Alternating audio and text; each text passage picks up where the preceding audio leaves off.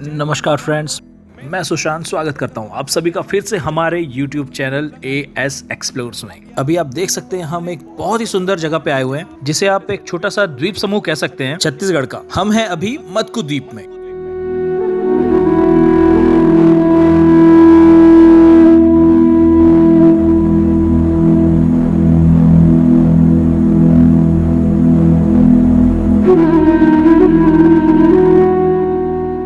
Friends, Raipur, Chhattisgarh की capital Raipur से लगभग 80 किलोमीटर की दूरी पर बिलासपुर हाईवे में बैतलपुर गांव पड़ता है, जहां से कुछ ही दूरी पर मदकू द्वीप या मंडकू द्वीप स्थित है। मदकू द्वीप या मंडकू द्वीप स्थित है, जो शिवनाथ नदी से घिरा हुआ है और अपनी प्राकृतिक सुंदरता के लिए जाना जाता है। यहाँ पे शिवनाथ नदी दो भागों में बढ़ जाती है, जिनमें से एक 35 एकड़ में है और दूसरा पार्ट जो है वो 50 एकड़ में है। भारत का दूसरा सबसे बड़ा रिवर आइलैंड है ये, छत्तीसगढ़ में है। लोग आइलैंड के लिए, लोग घूमने के लिए समुद्र के किनारे जाते हैं। बहुत सुरम्य स्थान है। यहाँ पर 2010-11 में पुरातात्विक उत्खनन हुआ। उसमें एक श्रृंखला के साथ 18 मंदिर निकले कि कहीं पर भी जब उत्खनन होता है, जैसे यहाँ से आप 10-15 किलोमीटर आगे ताला चले जाइए, वो शिव क्षेत्र है, तो वहाँ पर उत्खनन में शिव जी से संबंधित सारी मूर्तियाँ वगैरह निकली। मल्हार देवी का क्षेत्र है, वहाँ के उत्खनन में देवी से संबंधित सारा कुछ निकला। तुरतुरिया विष्णु जी का क्षेत्र है, तो विष्णु जी से संबंधित सारा कुछ निकला। यहाँ पर जब उत्खनन हुआ तो जो 18 मंदिर, आप अंदर जाके देखिएगा, 18 मंदिरों में से बीच का जो मंदिर है उसमें एक तरफ उमा महेश्वर की मूर्ति है माने हर, और एक तरफ लक्ष्मी नारायण जी की मूर्ति गरुड़ पर माने हरि और हर, ये दोनों की मूर्तियाँ हैं। एक गणेश जी का मंदिर बना हुआ है, वो गणेश जी की प्रतिमा भी वहीं से निकली। चौखट पर सूर्य है और इधर से चौथे नंबर का जो मंदिर है उसमें पीछे तरफ महिषासुर का मर्दन करते हुए महिषासुर मर्दनी का मूर्ति। ये सब एक साथ मिला तो पुरातत्व विभाग को भी आश्चर्य हो गया कि क्या है।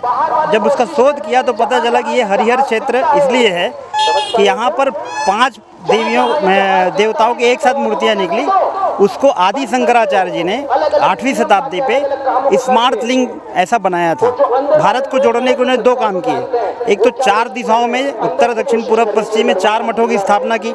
उनका आप दर्शन करने जाएंगे पूरे भारत की परिक्रमा हो जाती, पूरे भारत को एक सूत्र में बांधने का एक काम किया। दूसरा, जो हमारा हिंदू समाज है उसमें अलग अलग संप्रदाय हैं, कोई शिव जी को मानता है, कोई विष्णु जी को मानता है, कोई शक्ति को मानता है, तो संप्रदाय में भी आपस में 8वीं शताब्दी में फ्रैक्शन आने लगा था। उसको जोड़ने के लिए उन्होंने एक ही पीठ पर 5 देवताओं की स्थापना की, शक्ति, शिव, गणेश, सूर्य और विष्णु।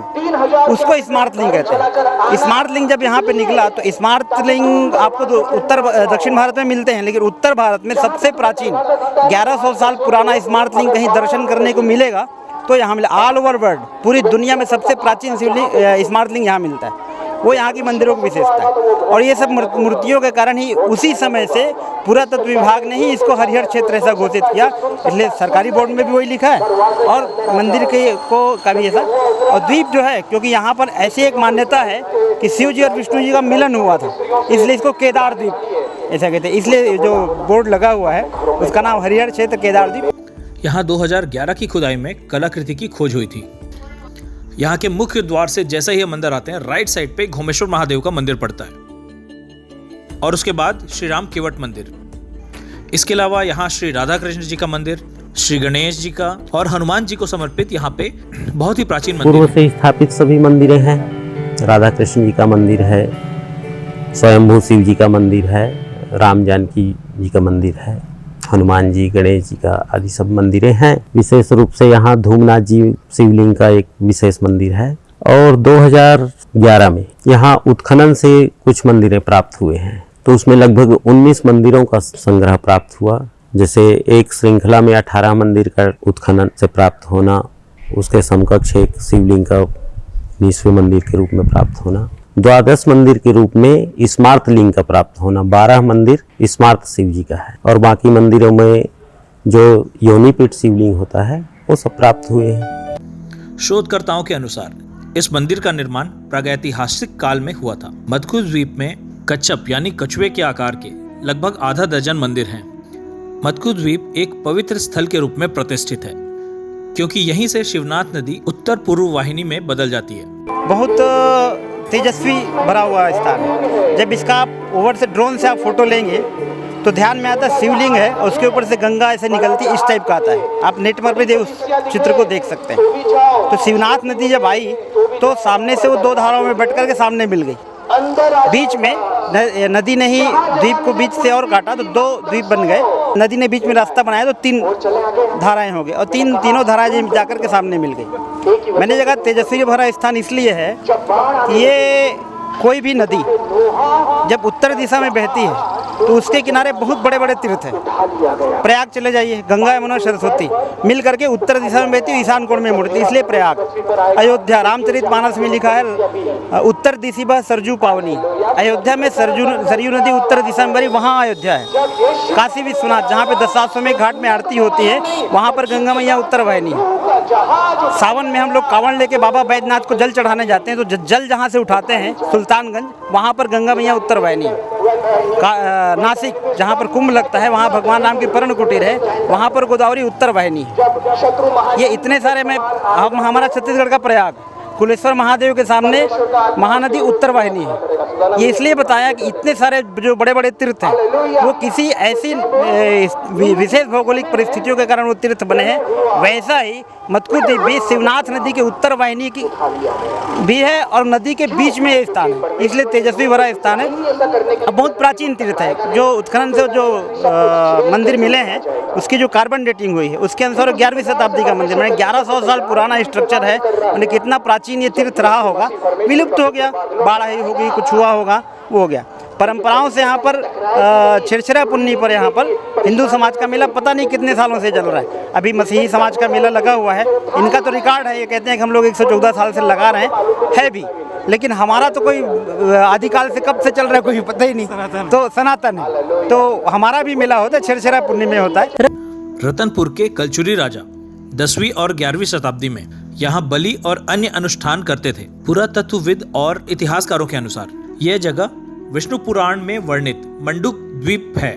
मटकू द्वीप को ऋषि मांडूप के जन्म स्थान के रूप में भी वर्णित किया गया है। कहा जाता है कि ऋषि मांडूप ने यहीं पर मांडोपनिषद की रचना की थी और इनकी वजह से ही इनके नाम पर इस जगह का नाम मंडकू रखा गया।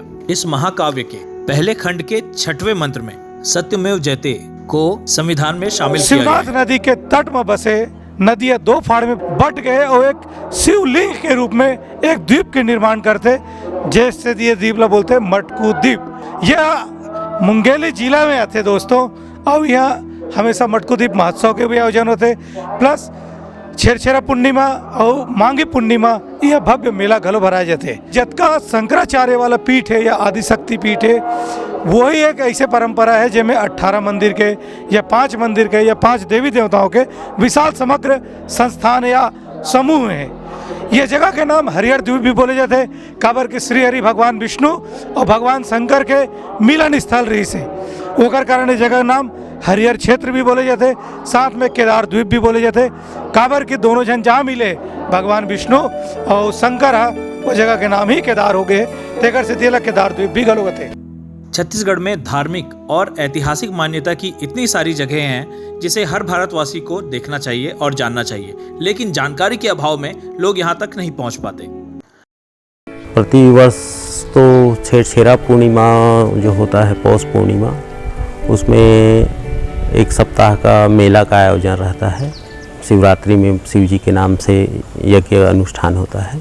मटकू द्वीप छत्तीसगढ़ के न्यायधानी बिलासपुर से 25 किलोमीटर की दूरी पर स्थित है।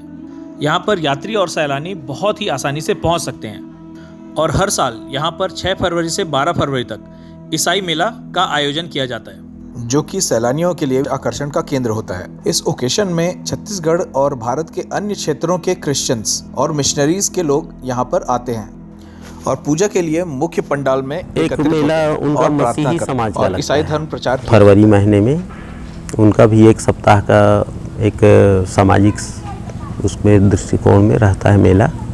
1985 के खुदाई में 19 मंदिरों के खंडहर और अन्य मूर्तियां यहाँ पर प्राप्त हुई। इस क्षेत्र में 6 शिव मंदिर, 11 स्पार्तिंग मंदिर, 1 उमा महेश्वर और गड़ुरुधा लक्ष्मी नारायण मंदिर की खोज करी गई। यहाँ मिले बिखरे हुए पत्थरों को मिलाकर मंदिरों का उन्हें एक स्वरूप दिया गया है। यहाँ के शिलालेख के अनुसार और 11वीं शताब्दी में मिले मंदिरों में यहाँ के अवशेष सबसे अच्छे स्थिति में हैं। दुनिया के सभी सैलानी जिन्हें इतिहास में, जिन्हें पुरातत्व में, जिन्हें धार्मिक और ऐतिहासिक चीजों में रुचि है, उनके लिए ये एक मस्ट विजिट प्लेस है। यहाँ जैसे 2-3 महीने तो नदी के प्रवाह के कारण लोगों का आवागमन बंद हो जाता है, जुलाई से वही अक्टूबर के बीच। और जैसे ही नदी का प्रवाह जो खत्म होता है तो लोगों का आवागमन चालू हो जाता है यहाँ, तो खूब मात्रा में यहाँ पर्यटक दर्शक आते हैं। एक बार आप छत्तीसगढ़ को करीब से देखते हैं तो आपको बार बार यहाँ आने का जरूर मन होता है। तो फ्रेंड्स, ये एक ऐसी जगह है जहां आपको बिल्कुल विजिट करना चाहिए, जहां आपको आना चाहिए पूरे परिवार के साथ। बहुत सुंदर प्राकृतिक वातावरण है यहाँ पे, बहुत सुंदर सुंदर मंदिर है, बहुत प्राचीन मंदिर हैं जिनकी पौराणिक मान्यता भी काफी ज्यादा है। देखते रहिए हमारा YouTube चैनल असीकर एक्सप्लोर्स। आपको हमारा एफर्ट पसंद आता है तो लाइक करिए, सब्सक्राइब करिए और अपने बहुत सारे फ्रेंड्स के साथ शेयर करिए। मिलते हैं बहुत जल्द एक नए शहर, एक नए फूड, एक नए कल्चर को एक्सप्लोर करते हुए। तब तक के लिए हर हर महादेव।